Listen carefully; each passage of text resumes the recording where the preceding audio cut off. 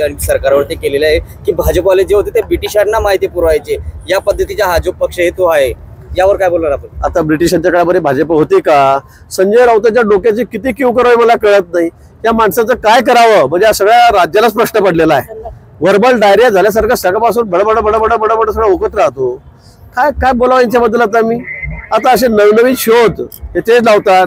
डॉक्टरपेक्षा compounder चांगला, त्याची treatment घ्या, म्हणजे हे सगळं त्याच्या डोक्यातूनच निघू शकतं. आणि म्हणून मला फार त्यांच्यावर बोलण्याची गरज नाही.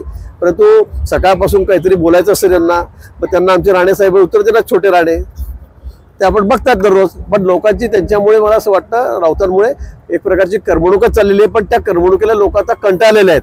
कारण वाटेल तसं संदर्भहीन ते या ठिकाणी बोलत असतात.